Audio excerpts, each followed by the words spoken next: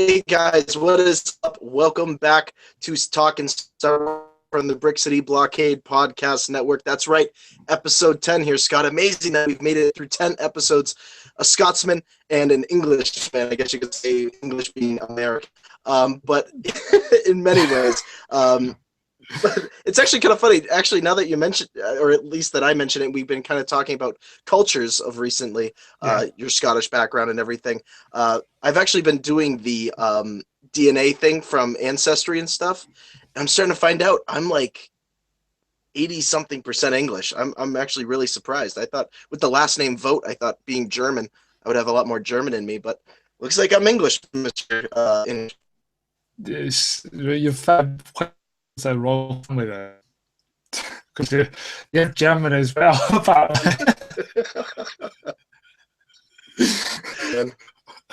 So yeah, that's good. Then you see you have some Yeah. connection to the United Kingdom. So there you go. Yeah, Yeah, it's a little something. It's a little something, but no, here I'm talking Star Wars this week. I know in terms of news and everything, we don't have a lot to go off because Celebration is right around the corner. So Scott and I thought it'd be kind of cool to sit back this week. We just came off of our Star Wars After Empire End review. And there's a little book out there that Scott and I have talked about on the offhand that I thought we would kind of feel this week. And Scott came to me and he was like, you know what? Let's talk about this book this week because I think it'd be a lot of fun to break it down and everything. And this book is called How Star Wars, I believe, Changed the Universe. So I believe that's the name of the book. It's hard because I don't have it in front of me. I'm actually having a friend borrow it right now. Yes, How Star Wars Conquered the Universe. I'm sorry. That's why I have Scott, so he can show me the cover of the book. But no, it's really a great read. I have to admit, probably one of my favorite things, and I'm going to toss it over to you, Scott. One of my favorite things about this book is that it really does give a different perspective to the Star Wars universe, and really, the universe was formatted. yeah, definitely. You kind of get gives you a wee bit more of an explanation of how the first Star Wars movie was made. How like George Lucas was still kind of working on it when he was filming it. Um, Mm, Precisely, for example, he still didn't know halfway through shooting if he was going to kill off Obi-Wan or not. So, and it does explain how he tried to get how he convinced Alec Guinness to get involved with it, there's been a few rare interviews online with Alec Guinness, especially with a talk show host who doesn't do it over here anymore, Michael Parkinson. Alec Guinness was on that, and he said that he got the script and how he read it and he thought the dialogue was bad in that. And I mean, we all know that George Lucas is not the best script writer, but he has a great imagination. And Alec Guinness was like, but he was intrigued by the story and he kept turning the pages. So it just showed that this book does delve into some of that history of Star Wars and also goes a bit of the background of George Lucas. It doesn't start right off at Star Wars. It starts off George Lucas, where he was born, his parents, how his parents met. I mean, you don't really know much of this. If you go online, there's not that much information. How George Lucas had a car accident, and if he died in that, we wouldn't have Star Wars today. So it really delves into that kind of history. And this book takes you all the way from the moment George Lucas is born right up to when really 2015, kind of in that new era that we're in now with Star Wars. yeah, I mean that's one of the best parts of this book is that it, like you said, Scott, and you said it beautifully. It does break down George Lucas and who he is as a person. I'm sure, when we're talking about Rogue One and we're talking about a lot of the Disney Star Wars films that Lucasfilm has been working on and have now brought to the Star Wars fans, we don't really know the backstory of our directors much. We know J.J. Abrams somewhat because after Force Awakens, it was like, we're going to tell some of his backstory about what it was like as a kid for him. And they did that nicely, I think, I believe, in one of the um, the interview. I believe found it through Collider, that somebody did an interview with J.J. Abrams after The Force Awakens came out, and it kind of broke down his life as a kid, what it was like growing up, how, which I think is great. Steven Spielberg really enhanced his filmography and whatever else he was working on at that time, and how he also looked up to George Lucas as well, which is the main book that we discuss. But it's kind of cool to see that Disney is trying to piggyback off of even some of the concepts of this book, and we don't see it a lot, but when they do it, it's really, and I think this book kind of sets that into place. Yeah, definitely. So, like for example, if we go way back to when George Lucas was born, he you get to see where he got the idea for Star Wars. So, and this is common knowledge anyway, but it was Flash Gordon and Buck Rogers. I mean, I've watched some of the. Not, I don't know. I remember. I don't know how many iterations there's been of Buck Rogers, but I do remember watching Buck Rogers in the 21st Century on BBC Two, and that's some dodgy sci-fi there, but it's good. But you can see the imagination. I mean, some of the Flash Gordon stuff. I've seen some of the stuff online. That's what I miss about like these classic serials. You never get to see them back on TV. But yeah, you just get to see how all this came to be Star Wars, but done in a different way. But yeah, I love reading it, and it talks about his first relationship with Harrison Ford and how he got Harrison Ford into Star Wars, starting off with American Graffiti. And I must admit, I still haven't seen that movie yet because I can't seem to find it in here. I know I should just like get a rope and hang myself. I'm not saying that. Oh, jeez. That's it. I haven't seen Oh. it. It's just that I can't seem to find it over here on DVD. So that's unfortunate. Hopefully it'll come streaming online somewhere. I'm still a guy who likes the physical copy. So how he met Harrison and how he got Harrison Ford only had a few scenes in American Graffiti, so it just bases off that, and he kept Harrison Ford in mind. Yeah, that's great. I'm glad you bring up American Graffiti because that's one of those films, and if you watch a lot of the behind-the-scenes stuff from American Graffiti, you can start to see George Lucas starting to play out Star Wars a little bit. Some of the camera angles he worked on. I mean, some of the action scenes, like the cars racing each other and everything, and then some of the relationships between characters. Insert Harrison Ford into that, even for a couple of scenes. I mean, it was almost like he was test marketing the filmography side of what Star Wars did become through American Graffiti. I believe it was in this book. They talked about really George Lucas had quite some time to ponder on Star Wars. Yeah. Post American Graffiti and everything. He had some time to kind of sit back and say, okay, and like any good director, what things worked in my latest film, what things didn't work. And at the same time, again, you mentioned it, Buck Rogers and Flash Gordon stuff. I think Buck Rogers is a great example. Like you said, it can be picky sci-fi at sometimes.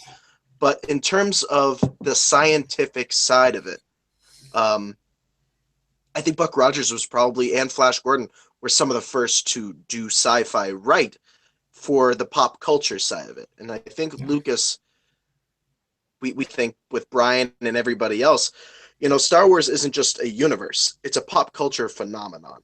Yeah. It's something that not just stems back to whatever it's established.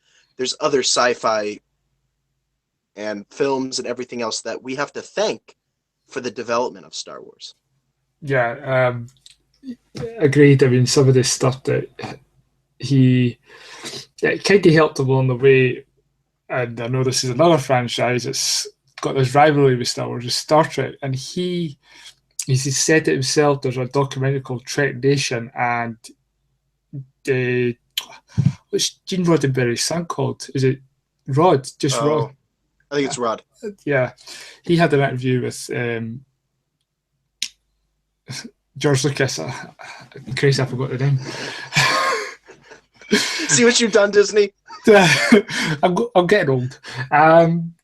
So I've got completely blank. So anyway, he interviewed him, and George Lucas said that he did watch Star Trek, and that kind of helped him with Star Wars as well. But he, in this bit, he did what he didn't say was he did go to the Star Trek conventions that Mhm. were around. So he did go to some of those early conventions, and I bet you that kind of helped him when he was doing Star Wars Celebration. He knew how to like get it all sorted. Um, and then talking about other things, all these things culminated into the script for the first Star Wars movie. So, Mhm. and we all know that it wasn't called Star Wars. It was called The Adventures of Starkiller, Episode One: The Star Wars. And reading the first draft, of, like not reading the first draft, but reading about it, it's it's so different from what we've got now that I didn't know and really anything about that first draft until I read it in this bit and seeing how, wow, this was just completely different. Like the Jedi were not it was. You had Anakin, who was like the hero. All this stuff that you say, wow, I didn't know anything like this existed. I just thought it was the first Star Wars movie we got, like as it came out. So when I saw it first in '93, then again in '97.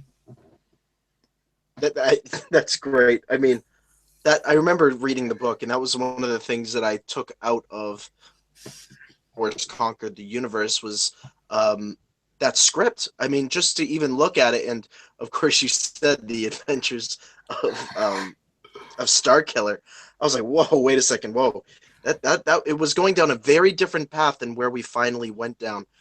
The first thing I thought about when I read it, and I'll be curious to hear what your thoughts on this, Scott, was that it kind of tied in a Flash Gordon theme Yeah, with like a King Arthur story set in a galaxy far, far away. It was very unusual. It had a very medieval slash pop culture science fiction feel to it, and it would we still be as fans of Star Wars today if that was the plan, or maybe it was the inclusion later on? I mean, I know um, we're talking a little bit after here. We're talking about Empire Strikes Back, but somebody like Lawrence Kasdan coming in, somebody who could kind of ground his ideas and yeah, say, you know what, George, we have to focus on this. If you want to continue the story forward, we got to focus on this and portray it. And I know, just to kind of go off on a little bit of on a lead here, but Lawrence Kasdan was the one who really convinced George that, you know what, Luke, Vader's son. I think you have to make that connection. And I don't know where that would have been in the adventures of the adventures of Star Killer, yeah. but Well, I originally remember that was meant to be the actual character's name. Like, yeah, again, it wasn't meant to be Skywalker, it was meant to be Starkiller. And then that got changed. And then it was quite nice that Starkiller got referenced as Starkiller base in Force Awakens. So nice wee nod there. And it shows that J.J. Abrams did his homework and Lawrence Kasdan as well. They kind of remembered all these stuff. Um, so yeah, just like they're so, to go for your point, like, what would Star Wars be if it was this first script? I think it would still be the phenomenon, but would it just been like a one off, or would it have been, it's quite, I wish we lived in a parallel world to see if that actually happened. That would just been amazing. But I would have loved to have seen that. Who knows? Oh, now you've got me thinking about it. Want to see that on the big screen? Just put Star Wars to the side for a minute. I want to see this version of it, see what it was like. I mean, we have lucky, we have actually seen it in a comic book, the Star Wars, this Star Wars comic book. So we'd be lucky to see it in that. But yeah, the connection. I'm going to go off what you said about Lawrence Kasdan as well. You're right. He had to tell George Lucas you had to connect it all with Darth Vader being Luke's son, because in this, it doesn't really say anything like that about the first Star Wars, because Darth Vader was an old character in it, but it definitely was Anakin that was in the, yeah, and he already had a son who, so there was a nice connection there, and you can see mm, some of that. storyline was used in the first Star Wars, like Anakin, and then it actually became the one person.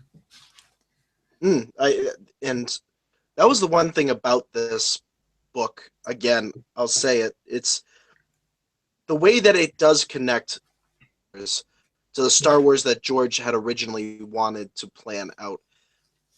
And it's what's great is that, some of the context of this book, sometimes, as we know, these smaller books, I'm not going to say it's a small book necessarily, but a lot of people out there would say that this is not a book that you can read. It's more of a fan book, something you go in, Yeah. you study, you read, you take a look at it, you review it. Um, this book is underappreciated. I feel it's very much underappreciated for what it does in the stories that it gives us. You could make a film about George Lucas's life. You could create a Steve Jobs type film about George Lucas's life. But this book, I'm one to say, and I'm sure you are too, Scott. If I want to read some backstory about somebody, I want it in a book. I don't want to have to necessarily, even though I know we're comic book people, I don't want to have to see it on the big screen necessarily. I want to be able to pick and choose the words that I want to understand. I want to be able to hypothesize, like we just did with what would have been the adventures of Starkiller. It gives faith to do what they want with the text and to explore it to their heart's content. Yeah, I mean, we've seen on the big screen some great documentaries about people.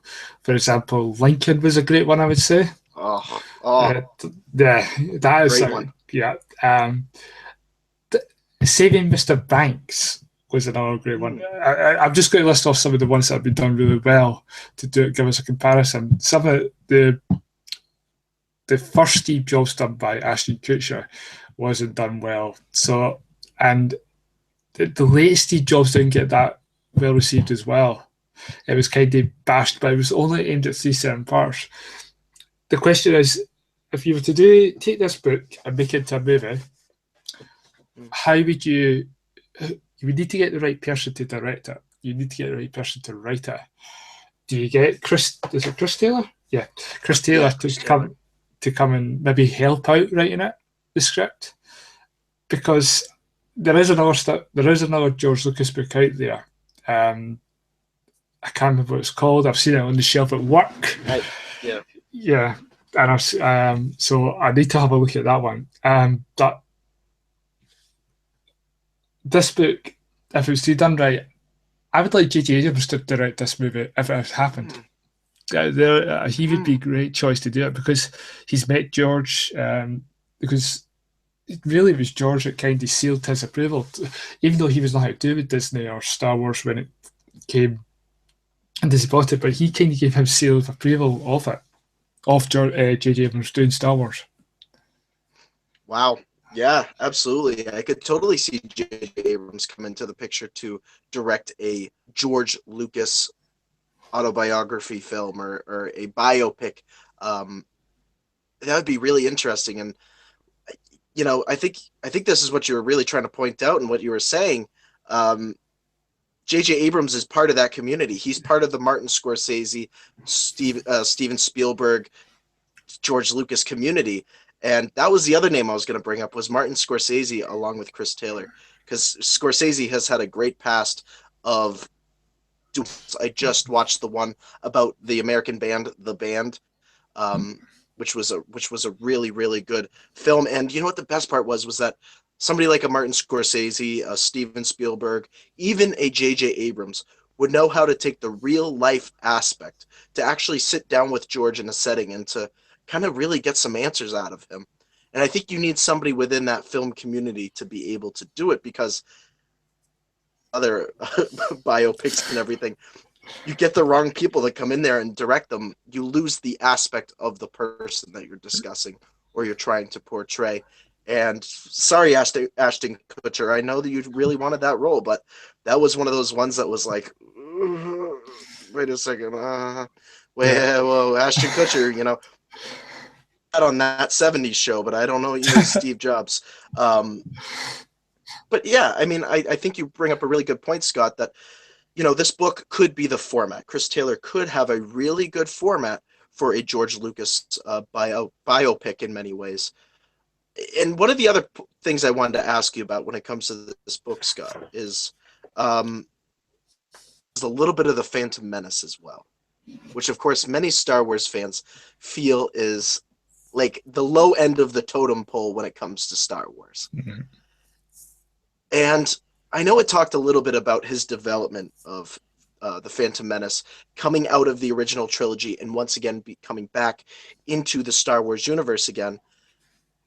And I just love some of the stuff that he talked about when it was like George was uncertain about it at first. Like he wasn't sure that he wanted to 1, 2, and 3. Like he didn't want to Yeah. get into those details yet.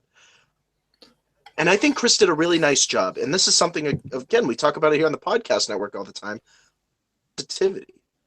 Now he could have listened to the fans and he could have went, George did such a bad job. He was very negative about the entire thing. There was never really a purpose to him coming back. Chris actually said in the book that George wanted to come back and do this. Yeah. He wanted to focus on bringing the Star Wars fans this universe once again. Yeah, he did.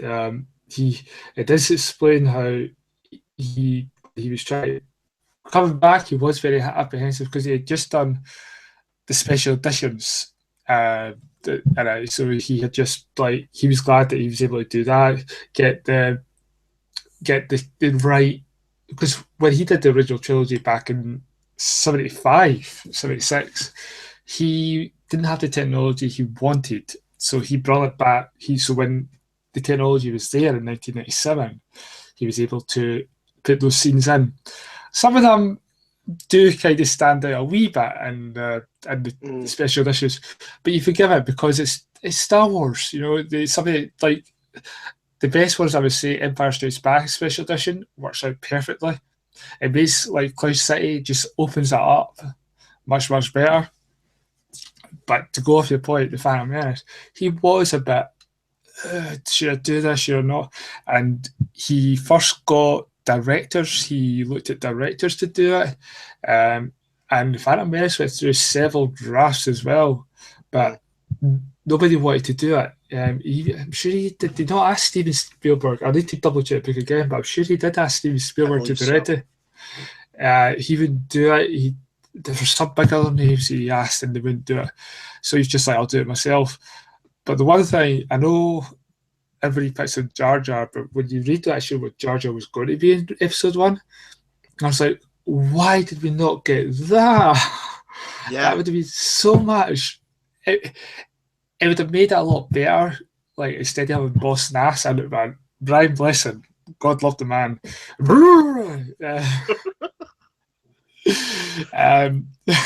Sorry, I don't know why I did that. It's just Brian Blessing. He's a very loud guy.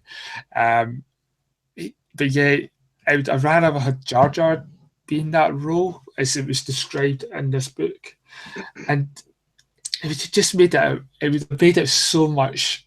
Oh my god!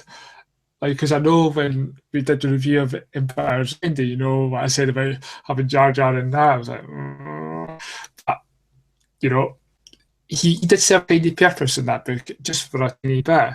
But in this one, yeah, it's just been so great to see Jar Jar and what he's described as being like a great warrior and someone that people respected, and not the kind of Jar Jar we got in episode 1.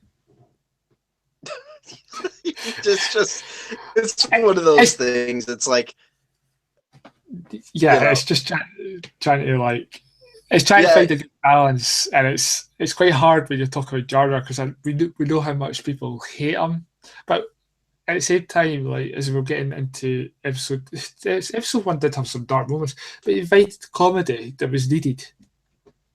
Yeah, absolutely. I totally agree with you. I think as we move forward, and I don't know, if you haven't read Empire's End, what are you doing? Turn this off right now.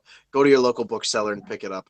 Because, I mean, I'm just going to say right now, I agree. I think where Jar Jar was fit into that book, if we had gotten the Jar Jar, like you said, Chris Taylor kind of outlined in his book, that George Lucas had a plan for him to be a much higher political figure in the Star Wars universe, I think that moment in Empire's End would have been even sadder because he would have been more influential, and then to be outcasted, and end up being, oh, little kid, you want the ball? You know, it's just. Sorry, that was too accurate. That was way too accurate. Oh, good. Can we can we just end it like that? That was my drop of the mic. Yeah. Good night, folks. I gotta recover from that one. Oh man. Oh dear. But right. Composure. I'm a professional here, guys. We're all professionals here. We know what we're talking about. No, I'm kidding. Yeah. We always say we don't know anything. But I mean, just. I'm sorry. I'm sorry. Jar Jar's influence. Knowing that if he was a much more higher political being in the Star Wars universe, that moment would have been even sadder. And to be honest with you, I think Phantom Menace would have went down a very different path because it was a very political film to start with. I think it focused on the politics a lot. And a main factor in, of course, Naboo reinstating itself into the Republic, and obviously he took on a very high role. He became basically, in many ways, the political eyes and voice of Naboo. So, and I don't know, that was such a weird progression. And I'm just going to say this, I'm going to throw it over to you, Scott, after I say this, because we do see that Jar Jar becomes Padme's representative in the Senate. In the Phantom Menace kind of stepped that back for me because I didn't know whether he could be a serious senator. Now, if he took on that Boss Nass role, and then he took the position after Padme left, I mean, we're talking about almost like a Mon Mothma type figure at this point. We're talking about somebody who could be very, very influential establishment of Naboo and its importance in the Senate. Yeah, it would have definitely changed the entire outlook of the prequel trilogy, to be honest. If you think about it, I mean, if he had became like into kind of a Mon Mothma type of character, where I don't know how to explain it quite well, but it's just it's just trying to think about it because it's like we never got to see it, and we're only like hypothesizing what could have been. But yeah, to see Jar Jar if he had came into that kind of role in the Senate and just being like, because the clown, you're right, Robin, the clown bit that he did, the silliness was stepped back way back. It wasn't even noticed in episode 2. He done a really, because he was all there for a few minutes, well, 10 minutes in total. It was all gone. Yeah, the Jar Jar that we could have had in episode 1 was in episode 2. A wee bit. Yeah. And he did take over like for Padme in episode 2. And if we had just seen that in episode 1, I mean, I know it bashes episode 1. It does have some great points, Darth Maul. I think episode 1 would have been a much stronger movie because of it. Yeah, it would have been much stronger. And I think probably heading into now the newer trilogy, which is obviously 7, 8, and 9, just to have just a stable prequels would have been very nice. And again, you say it, we focus on the positive stuff here. Phantom Menace had some really great parts. It had the development, I talk about in my latest article, the development of Obi-Wan and Qui-Gon Jinn's relationship. We had Darth Maul. Of course, heading into Attack of the Clones and everything, George kind of took a step back and said, let me focus on the Sith, let me focus on the Jedi, let me focus on the what would eventually become as we progress. Revenge of the Sith, of course, I know a lot of people hate on it and a lot of people find their nitpicky stuff inside of it, but overall, it really portrayed what happened to Vader, what happened to one, and it told the story that had to be told at that point. And I think in Chris Taylor's book here, How Star Wars Conquered the Universe, really digs into that point that, you know what? amongst all the negativity in Star Wars, the prequels, even some of the more nitpicky things that fans look at, it's important to take a step back and say, you know what? Went through his life wanting to become something more. He wanted Yeah. to create something that would outlive him. And boy, Scott, did he ever. He did. I mean, he to go way back to when he was selling Star Wars, every studio just knocked him back, not back. And if it wasn't for Fox giving the courage and the money to actually make the first Star Wars movie, we wouldn't be having the universe we have now. Like, it would just be unreal. But yeah, it's just so weird where we are now. It's just so weird where we are with Star Wars at the moment. Hopefully, it keeps going and going and going. But yeah, if Fox hadn't given the money, I don't think Star Wars would have came. He would have probably found some other way of doing it. But you've got to tip your hat to Fox and say bravo, bravo because back in those days, like doing something like that wasn't it wasn't easy. I mean, you saw like June, did June come out round about then? There was a few sci-fi, yeah, there was a few sci-fi movies, and they were quite hard to try and get made because you had more. You're trying to think what movies. My God, my memory's definitely going. Trying to think some of the great movies back then that were made because people liked them with the big Hollywood actors, but I'm rambling on here. No, absolutely. You're 100% right. I mean, Star Wars was coming at a time where I feel like cinematography was progressing in a more technological way. Like we were moving towards more special effects. We were moving towards, and again, another thing that George did, ILM. ILM Yeah, alone yeah, revolutionized cinema. We wouldn't have what Spielberg did. We wouldn't have Rian Johnson. We wouldn't have a lot of these directors, yeah, modern directors. Colin Trevorrow. Now we look and we're saying, you know what? They're taking over episode 8 and they're taking over episode 9. ILM was the foundation for a lot of special effects. Another one, you wouldn't have the Jungle Book, which was a very successful first animated film. I guess you could say it was live action animated, whatever you want to call it. I don't know. I'm sure there's other people that can speak about it, but would have those films if you didn't have George Lucas, you didn't have ILM, and you didn't have those great books out in California behind this. Just quick thought here, Scott. Of a lot of the books that Star Wars fans can get into, this is one that you have to read now.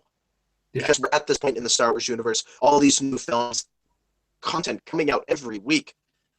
Now's the time to go back and say, well, how did George Lucas do this? yeah. What background did he come from? What did it take to create Star Wars? And kind of reflect on that. As fans, I think that's something we have to do more of. Is reflect on where we are now compared to what started. I know the podcast work all the time. We're 1 year anniversary was this week, but from where we started to where we are now, as a Star Wars fan, I think it's just something. And bravo to Chris Taylor. He put out a book.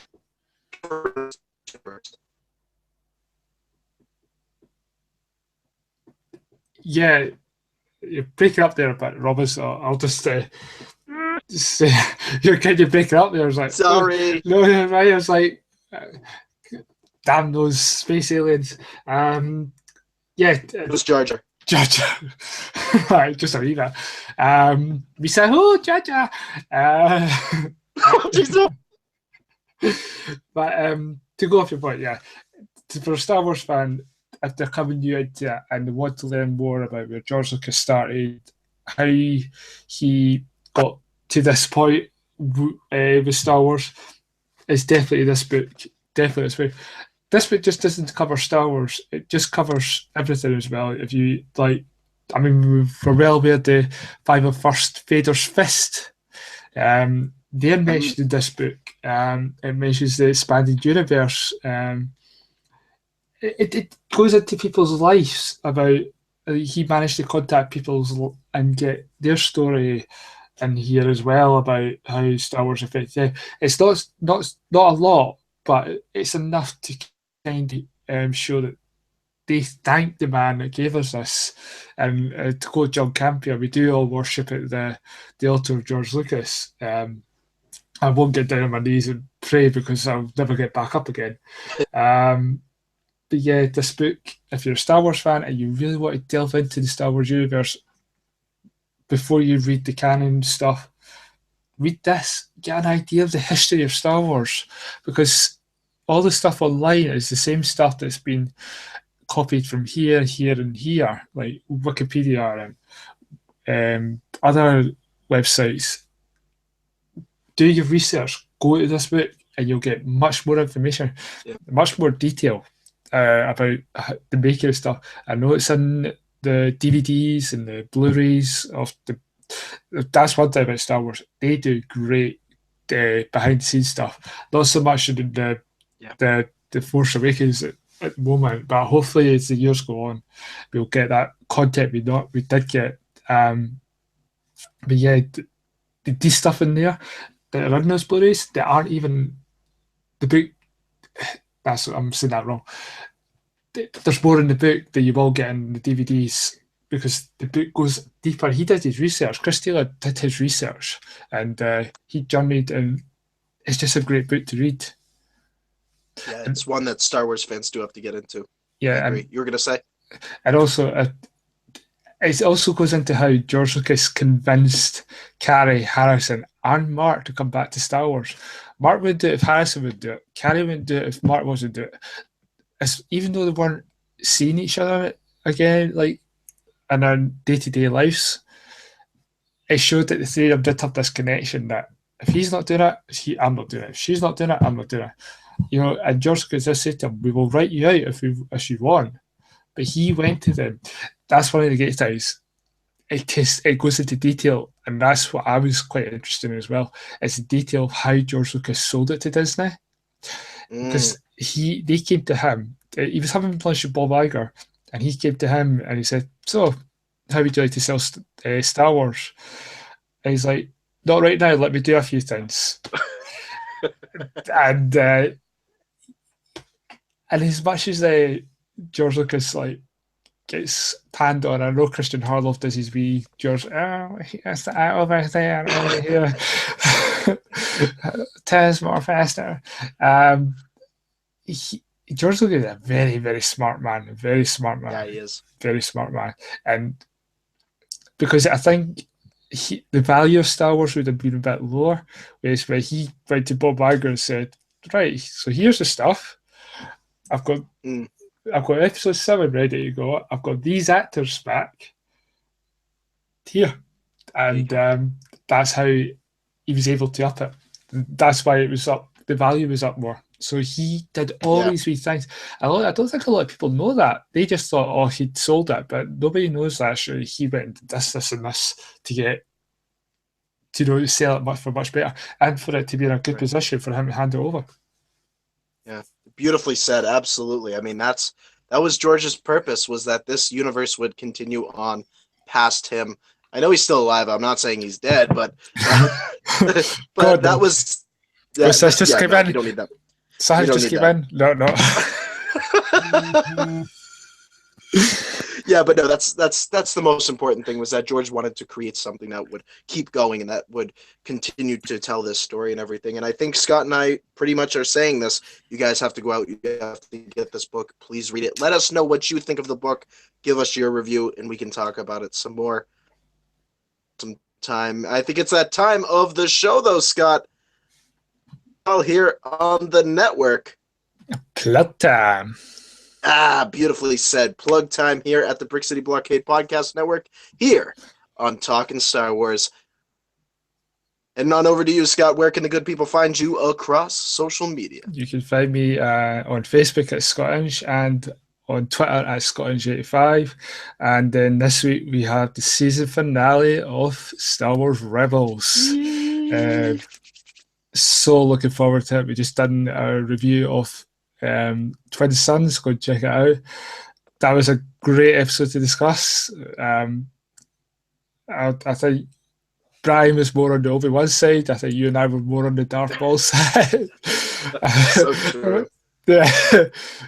So yeah, we've got this last final season, not the final season. No, we jumped ahead of ourselves here. The final episode of season 3 of Rebels coming up, and I'm sure you, me, and Brian's going to have a good chat about it over next weekend. Absolutely. I'm looking forward to that discussion on Rebels Recap. You guys can follow me on Twitter at Mr. Vote Tweets. Head on over to Instagram. Follow me at The Official Vote. Make sure to go over to the Brick City Blockade podcast page on Facebook, Twitter. Follow us, like us, and make sure to vote for the Brick City Blockade Podcast Network in the 2017 Star Wars Podcast Awards as Best New Show. And another little plug for people out there, if you haven't read it yet, please, at Solitude, Tatooine's Greatest Secret. It sounds like a really bad 80s film, but it's over on the Brick City Blockade blogspot page. Make sure to check that out. Take a read. Let me know what you think about it. It's all about Obi-Wan, his connection to the Force, and how he changed on his time on Tatooine. So for Scott Inch over there in Scotland, this is Robin Vote of the Brick City Blockade Star Wars Podcast Network. Thank you guys for watching Talking Star Wars, and we'll see you soon. May the Force be with you. Always.